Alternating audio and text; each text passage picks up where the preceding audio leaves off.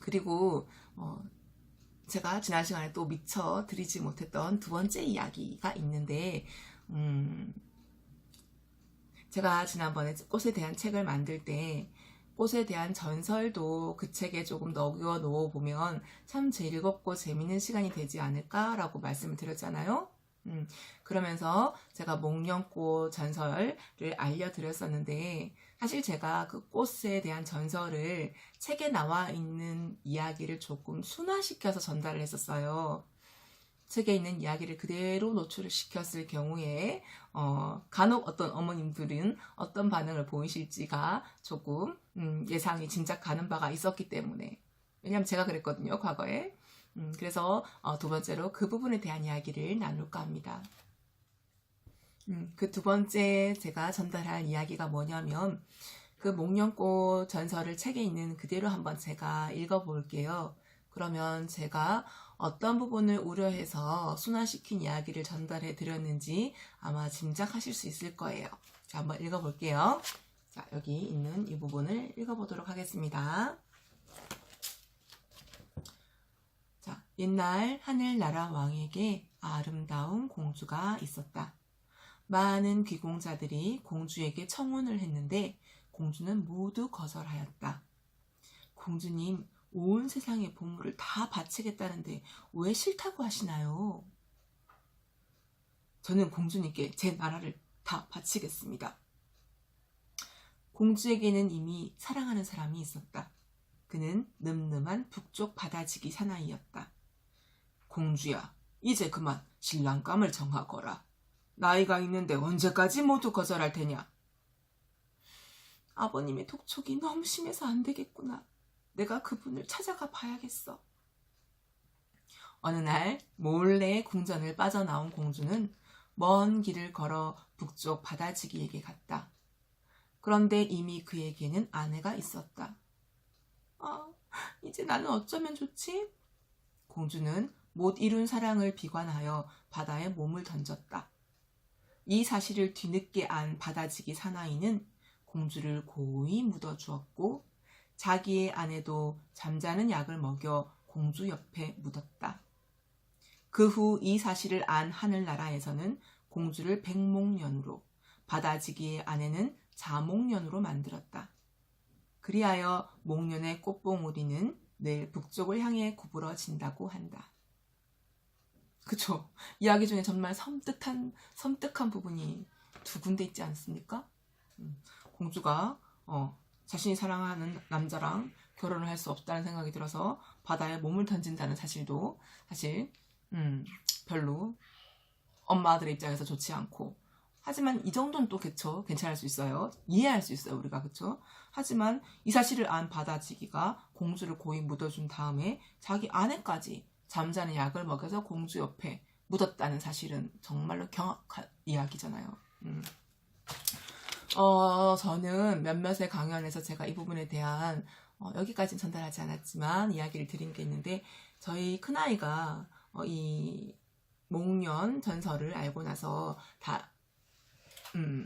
백일원 전설을 알고 나서 식물도감을 제가 사주게 되었다는 이야기를 전달해 드렸는데, 저희 아이는 그때 이 책들을 자기가 혼자 다 읽었거든요. 그러면서 저에게 말하기를, 엄마 이거 너무 끔찍하지 않냐고, 어떻게 이럴 수가 있냐고, 아무리 그 공주가, 하늘나라 공주가 안타깝다 할지라도 자기 부인을 이렇게 하는 건 아니지 않아? 라고 아이가 먼저 말을 걸어왔어요. 그래서 저는 그걸 이런 책은 정말 이상한 책이야 하고 무시하기보다 안 좋은 책이다 라고 덮어버리고 다시는 읽지 못하게 하기보다는 저는 아이와 함께 그걸 매개로 대화를 나누었어요. 그렇지, 정말 엄마가 생각해도 이 이야기는 너무, 이 북쪽 바다지기는 좀 너무 심한 과한 행동을 한 것 같다. 왜 그랬을까? 라고 이야기를 나눠보기도 하고, 너라면 어떻게 했을 것 같니? 라고 하기도 하고, 그리고 이 아름다운 공주 역시 이미 자기가 사랑하는 사람에게 아내가 있었다 할지라도 이렇게 바다에 몸을 던지는 일이 과연 옳은 일이었을까라고 이야기를 나누면서, 저희는 이 사건 하나를 가지고 아주 수많은 이야기를 나누면서 오히려 아이의 생각을 듣고 저는 제 가치관을 전달하면서 더 행복하고 알찬 시간들을 보냈었거든요. 여러분들도 그러셨으면 좋겠어요. 제가 다시 한번 이야기하지만 물론 모든 사람이 교육관은 다르잖아요. 제 교육관을 강요할 생각은 없지만 엄마는 아이에게 정답을 알려주는 존재가 아니고 학습을 시키는 존재도 아니고 그냥 배움이 즐겁고 재미있다라는 것을 그 환경을 만들어주고 대화를 통해서 아이가 스스로 사고할 수 있는 존재로 만들어준다면 이런 아이는 공부를 언제 시작하느냐와 상관없이 정말로 자신의 역량을 펼쳐나가면서 게다가 이런 환경이 이미 깔아져 있었잖아요. 충분히 그 몫을 자신의 꿈을 향해서 나아갈 수 있다라고 저는 생각을 하거든요. 너무 모든 것을 정답만을 알려주려는 부담감을 좀 내려놓으셨으면 좋겠어요. 왜냐하면 제가 저희 아이들 키울 때 그랬거든요. 과학 실험도 이건 책이 틀렸네? 너무나 세상을 이분법적으로만 생각했던 것 같아요. 그리고 아이는 거기서 다 배움이 끝이 나지 않더라고요. 학교라는 곳에 가서 그리고 또 학원에서 얼마나 많은 곳에서 다양한 정보들을 흡수하나요. 그죠? 엄마까지 정답을 알려줄 필요는 없고 엄마가 알려준 이야기가 서로 진실되지 않고 사실과 약간 다른 면이 있다 할지라도 아이는 성장해 나가는 과정에서 그 다름을 충분히 사실을 알아가고 찾아갈 수 있는 기회와 시간이 주어져 있다라고 생각해요. 저는 이걸 실제로도 한번 경험했던 적이 있었거든요. 저희 둘째 아이가 중학교를 올라가서 세계사 수업 시간에 있었던 일이에요.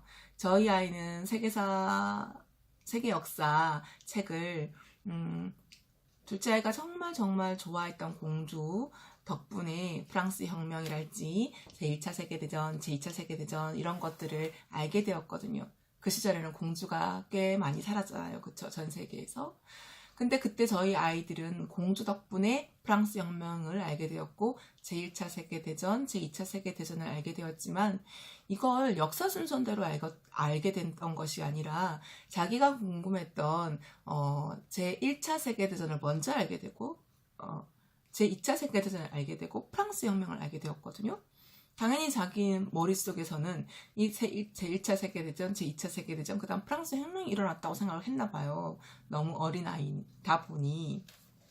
그런데 저희 둘째가 중학교 때 세계사 시간에 수업을 듣고 있는데 프랑스 혁명이 제일 먼저 일어난 역사적 사건이라는 것을 알고 나서 수업 시간에 너무 놀라워서 엄마 잠이 확 깼다고, 너무 재밌었다고. 그래서 수업 시간에 말똥말똥 선생님을 바라보면서 하고 감탄하면서 수업을 들었다고.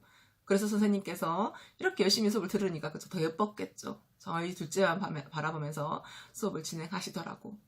가끔씩은 그게 조금 부담스럽기도 하다는 이야기를 했는데 아이는 충분히 배워나가는 시간이 있기 때문에 엄마까지 그렇게 정답을 강요하고 정답이 아닌 것을 알려주는 것에 대해서 불안해하실 필요가 없다는 것이 저의 개인적인 생각입니다. 하지만 물론 그렇다고 해서 무조건 사실 확인 작업도 없이 아니 사실 확인 작업이라기보다는 무조건 진실은 중요하지 않아 이런 태도는 곤란하지만 그렇다 할지라도 좀 어깨에 힘을 빼고 그냥 편안하게 한번 너와 나 오늘 재미있게 이야기해보자, 놀아보자, 너의 생각과 나의 생각을 들어보자 이런 개념으로 가볍게 아이와 함께 놀이 시간, 대화 시간을 가지셨으면 좋겠습니다. 아무튼 그런 다음 오늘 지금 주제가 봄의 식물과 놀아요 두 번째 시간이잖아요. 제가 여기서 그치면 아쉬울 것 같아서 오늘은 조금만 더 준비했거든요. 그렇게 바깥 책을 다니면서 봄의 식물들 이름을 알고 나서 제가 봄의 꽃 책을 만들어 오면 좋겠다고 했잖아요.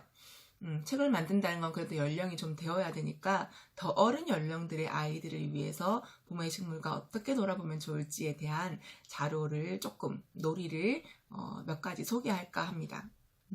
재밌겠죠?